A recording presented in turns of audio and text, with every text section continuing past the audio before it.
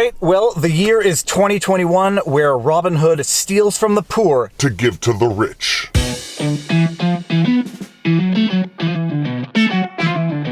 Viva Frei, Montreal litigator turned YouTuber, and for those of you who have been watching my vlogs for long enough, you know that nothing in my vlogs constitutes legal advice. Well, this vlog has to come with another disclaimer. Nothing in this vlog constitutes financial advice. But we are going to go into the Robinhood app trading thing class action lawsuit that was filed yesterday. But before we get into breaking down the class action lawsuit that has been filed against Robinhood on behalf of people who downloaded the app for trading online, we need to understand what is going on, and we need to start from the beginning. This entire story starts with a trading concept known as short selling. Simply put, short selling is betting on a stock's failure. As far as I'm concerned, it is totally immoral, but it is nonetheless legal to bet on a stock's failure, and you need to understand what the concept of short selling is to understand how a stock of GameStop rocketed over 1,000% overnight. Okay, so what is short selling? This is a gross oversimplification of short selling. It doesn't factor in certain nuances that even I don't understand, but we all understand the concept of buying a stock, a share in a company, holding it until that company increases in value, which thereby increases your stock value. To make money on the stock market by buying stocks, typically you have to buy low, sell high. You buy into a company that you think is going to increase in value, and you hold onto those stocks until the company does increase in value. Here's $10 to invest in the futures market.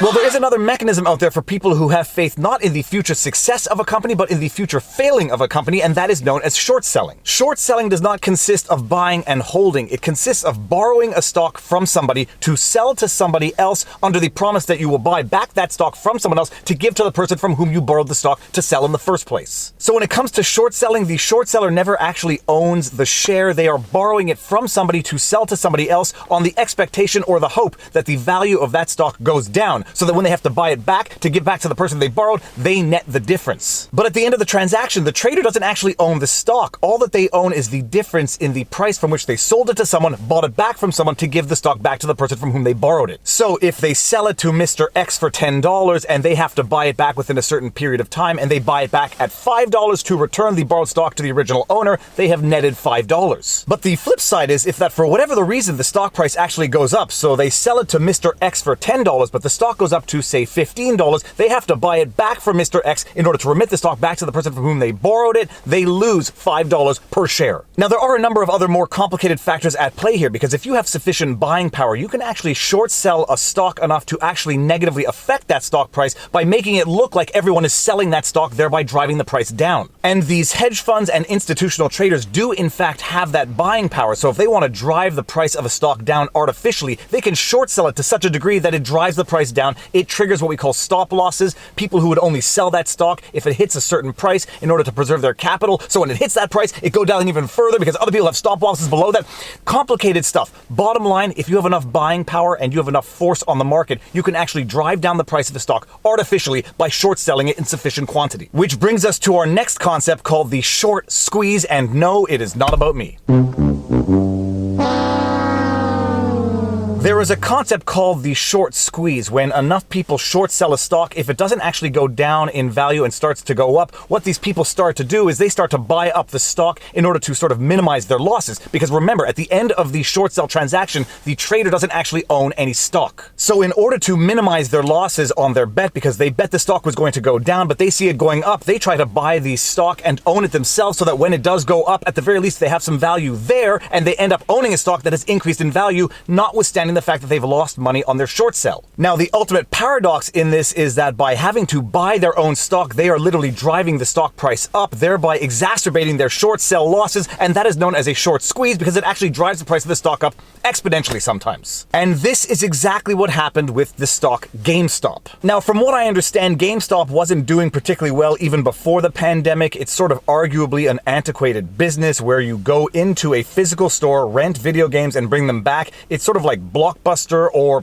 movie rental stores, which don't do very well nowadays, given that everything is available online and everything can be ordered online and delivered the next day. So GameStop was already struggling financially. They already were not doing very well, but what ended up happening is a group on a message board on Reddit, and Reddit, for those of you who don't know what it is, it's sort of like a news aggregator with their sub-communities known as subreddits. A subreddit on Reddit that deals with stocks knew that some hedge funds were short-selling GameStop, and they basically said, go out everybody and buy GameStop GameStop to drive the price of that stock up in order to stick it to the hedge funds that were betting on the stock price going down. Because remember, when a hedge fund, or anybody for that matter, short sells a stock, they are required to buy it back within a certain period of time, regardless of what the price of that stock is. So this message board on Reddit basically crowdsourced to people to say, go buy up this stock, even if you lose your money. If enough people buy this stock, the price is going to go up. These hedge funds are going to have to buy back the stock that they short sold at a massively higher price, and they're going to lose billions of dollars, and they did.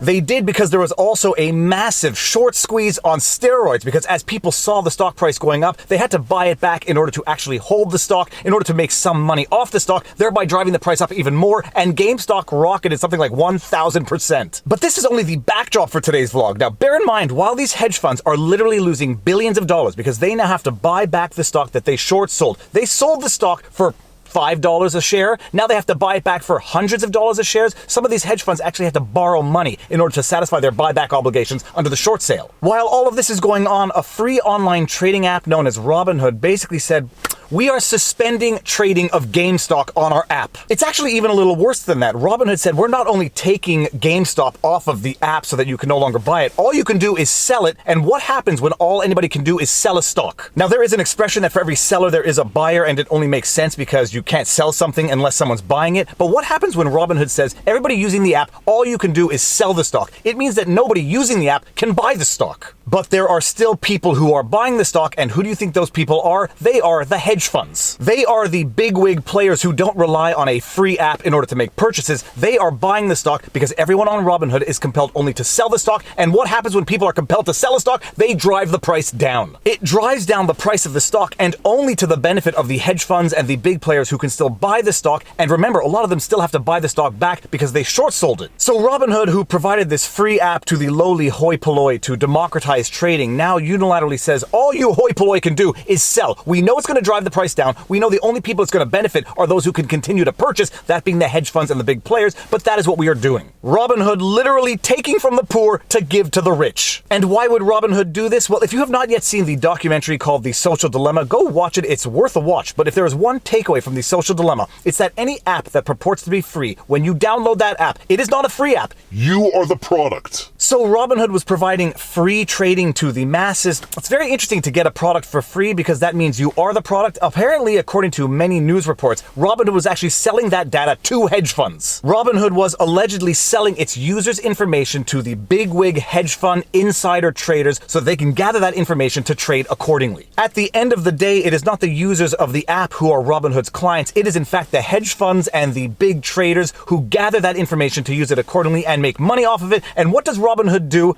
They shut down trading of GameStop for all of the users of their app so that their hedge fund clients don't lose more money. So that their hedge fund clients can stop the bleeding and actually start making some of that lost money back. And what ended up happening as a result of Robinhood's unilateral decision to breach its own contract to deprive its app users of the ability to buy GameStop, they got sued, naturally, and there is a class action lawsuit that was filed the other day. The lawsuit itself is not particularly complicated by any means. It's actually pretty obvious and pretty straightforward. We're going to go through it, but that is all you need to know so that we can get into this lawsuit. United States District Court, Southern District of New York. Southern District of New York. Southern District of New York. Uh-oh. SDNY. That's already starting off badly. Brendan Nelson, plaintiff, against Robinhood Financial LLC, Robinhood Securities LLC, Robinhood Markets Inc., defendants. Class action complaint, plaintiff demands a trial by jury. We have already discussed the nature of class action lawsuits in previous vlogs. Suffice only to remind everyone out there that class actions are procedural mechanisms, not substantive ones. We will see in this lawsuit, but you have to have a class that can be defined. They have to have sustained injuries that are relatively identical, if not necessarily in quantum, at the very least in nature. The questions of law have to be similar for the entire group. Basically, it is a mechanism to facilitate a lawsuit when there are a lot of people with small claims who all want to file suit. The lawsuit begins, as most lawsuits do, with the nature of the action. Robinhood is an online brokerage firm. Robinhood purposefully, willfully, and knowingly removing the stock GME from its trading platform in the midst of an unprecedented stock rise, thereby deprived retail investors of the ability to invest in the open market and manipulating the open market. Another caveat, I do not know if Robinhood actually violated any securities laws. This is a civil action that is proceeding by way of a request for a class action. This is not a criminal complaint. Factual allegations. Robinhood is an online brokerage firm. Its customers place securities trades through the firm's website by using a web-based application or app. Robinhood permits customers to purchase and sell securities, including future contracts. Robinhood has experienced significant growth as a relatively new online brokerage firm. In 2019, Robinhood raised $323 million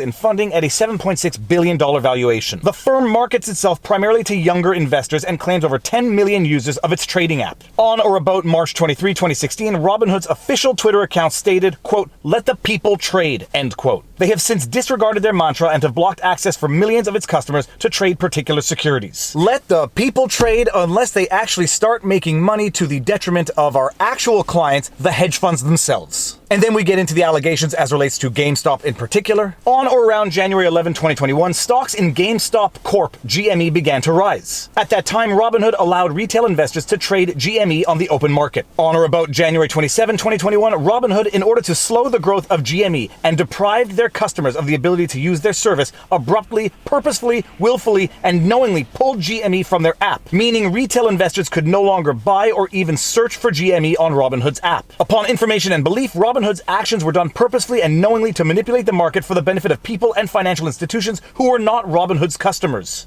Those people might very well have actually been Robinhood's customers, because Robinhood does not make money by giving free apps to the people. Robinhood probably makes its money by gathering the information on those people who downloaded the free app in order to sell it to those big hedge funds and investors. At the very least, that seems to be the consensus of the reporting as to what is Robinhood's actual business model. Since pulling the stock from their app, GME prices have gone up, depriving investors of potential gains. Additionally, in the event GME goes down, Robinhood has deprived investors of, quote, shorting GME in the hopes the price drops. In sum, Robinhood has completely blocked retailer investors from purchasing GME for no legitimate reason, thereby depriving retail investors from the benefits of Robinhood's services. And that is the nature of the lawsuit. Basically, that Robinhood breached its own contract with its users by arbitrarily pulling GameStop in particular for reasons that we all think we know the answers to. Robinhood users were deprived of making money on one end or the other in buying the stock before it went up or shorting the stock before it went down, but the bottom line is that Robinhood's actions are alleged to have harmed its users, and Robinhood had no good reason for doing what it did. Let me correct myself. It had a darn good reason for doing what it did. It was just a violation of its own contract with its own users.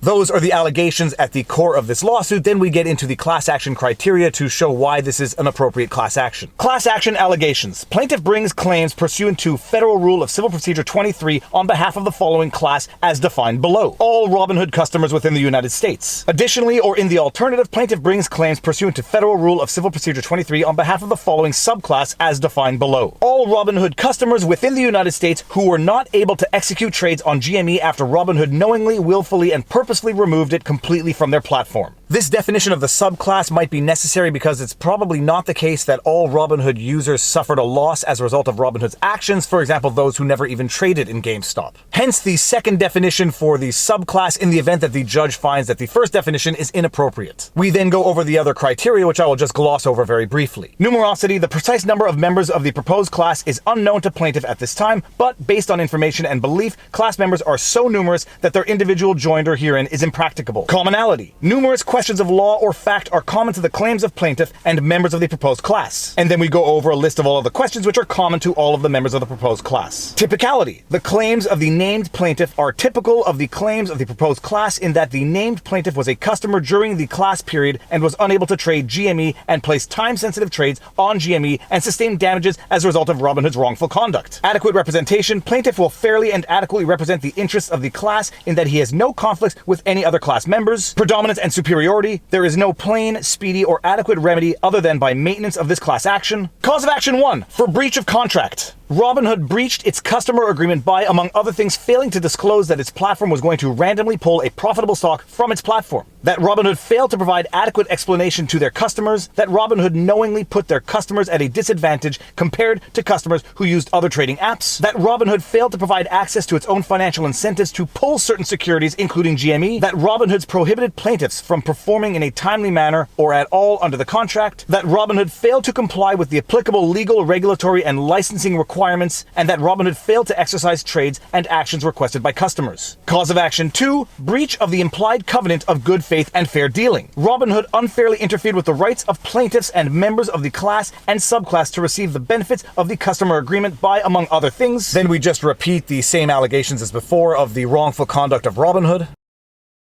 The third cause of action is negligence. Robinhood's grossly negligent and wrongful breaches of its duties owed to plaintiffs and members of the class and subclass proximately caused losses and damages that would not have occurred but for Robinhood's gross breach of its duty of due care. Cause of action number 4, breach of fiduciary duty, and I don't care how old I get, when I hear the word duty, I am making a Family Guy reference. Duty. Robinhood breached its fiduciary duties to plaintiff and class members by, among other things, failing to disclose that its platform was going to remove GME purchases in a timely manner, actually removing GME for its own pecuniary benefits, that Robinhood failed to provide access to its financial services in a timely manner, yada yada yada. We again repeat the alleged wrongful conduct by Robinhood before we get into the prayer for relief. Relief request. Enter an immediate injunction requiring Robinhood to reinstate GME on their trading platform. Enter an award for plaintiffs to be determined. Enter an award for attorney's fees and costs. Enter an award for punitive damages for the willful, wanton, and reckless behavior of defendants. Any other relief this court deems just and fit. Well, a day after the damage is done, the request for an immediate injunction has seemingly become somewhat academic in that Robinhood has apparently reinstated, at least in part, trading on GameStop on its app. But there is still going to be a question of damages and, from what the news is saying, probably some congressional hearings into Robinhood's conduct. So that is where things stand as of now, and I will definitely be following the story as it develops. And with that said, if you like my videos, you like my content, please be sure to like, share, subscribe, hit the notification bell, drop a comment in the comment section below because it feeds the algorithm. Please, sir. I want some more. If you want to support the channel, all of the support links are in the pinned comment. We've got PayPal, Patreon, subscribe to our YouTube membership. Robert Barnes and I have a page on Locals. It is called vivabarneslaw.locals.com. I'm also on Rumble, but more important than any of that, take care of yourselves, check in on friends and family, make sure everyone around you is doing well, and now you know your vlog. Peace out.